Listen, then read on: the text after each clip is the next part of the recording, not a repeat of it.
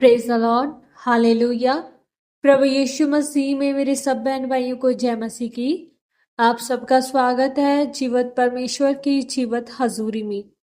आज की हमारी इस वीडियो में हम परमेश्वर के पवित्र वचन को मेरी भविष्यवाणियों की पुस्तक में से पढ़ेंगे।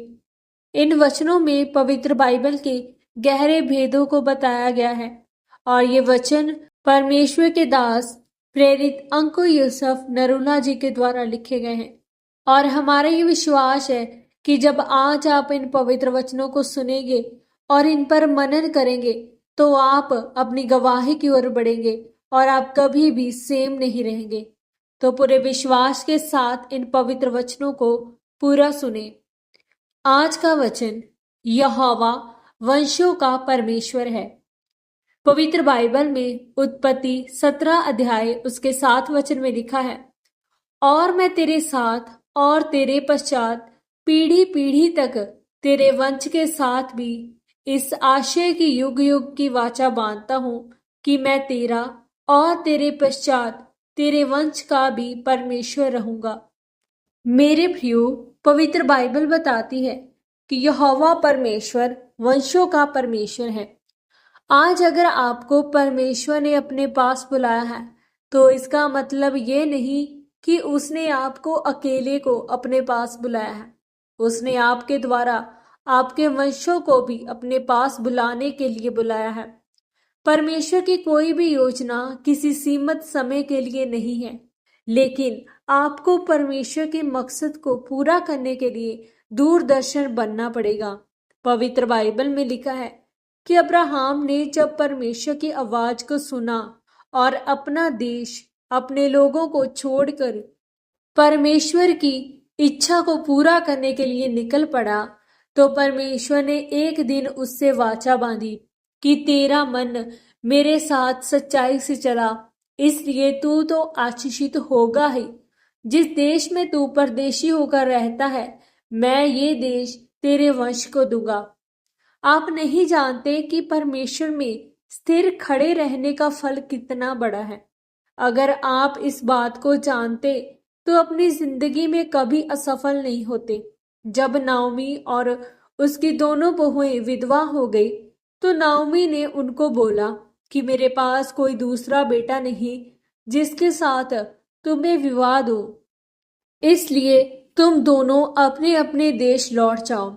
लिखा है, उसकी बहू ओपरा तो अपने देश चली गई क्योंकि उसको दूर देश में अपनी शादी नजर आ रही थी। उसको मालूम था कि अगर मैं अपनी सास के साथ रहूंगी तो मुझे सारी उम्र विधवा के रूप में रहना पड़ेगा। लेकिन रूत अपनी सास नाओमी से अलग नहीं हुई, क्योंकि रूत सोचती थी कि अगर मैं अपने देश चली जाऊंगी तो वहां पर मुझे शारीरिक आशीषें तो मिल जाएंगी, लेकिन यहोवा परमेश्वर की आराधना करना उस देश में नसीब नहीं होगा। और पवित्र बाइबल में आगे की किताबों को पढ़ते हैं तो गोलियत और उसके जितने भाई थे वह सब ओपरा के वंश से पैदा हुए थे, और उनको जिस वंश ने मारा था दाऊद, वो रूत का वंश था।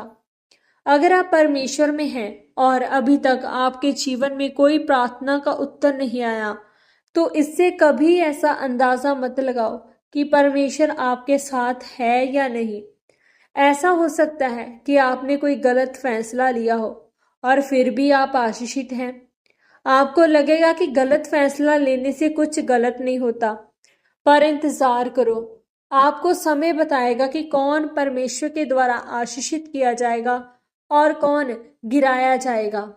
मेरे प्रियो, अगर ओपरा को ये मालूम होता कि उसके जो बच्चे पैदा होंगे वह रूत के वंश से मारे जाएंगे तो वह कभी भी अपनी सास का घर छोड़कर ना जाती। आप नहीं जानते, आपका परमेश्वर में विश्वास किया गया एक फैसला आपको वहां पहुंचा सकता है जहां तक आपने सोचा नहीं है। इसलिए आपको दुख में, सुख में परमेश्वर के साथ जुड़े रहना, उसको छोड़ना नहीं है। तब वो आपके वंश को भी आशीषित करेगा। आमीन। अंगीकार। सर्वशक्तिमान परमेश्वर, इस वचन के लिए मैं आपका धन्यवाद करती हूँ कि मैं अपने जीवन में दुख आने से आपको कभी नहीं छोड़ूंगी, बल्कि आपकी महिमा उस दुख में करूंगी। प्रभु यीशु मसीह के पवित्र और सामर्थी नाम में हम मांगते हैं। आमीन, आमीन और आमीन। आज के इन पवित्र वचनों के पढ़े और सुने जाने के द्वारा और इन पर मनन करने के द्वारा परमेश्वर आप सबको बहुतायत से आशीषित करे। सबको जय मसीह की।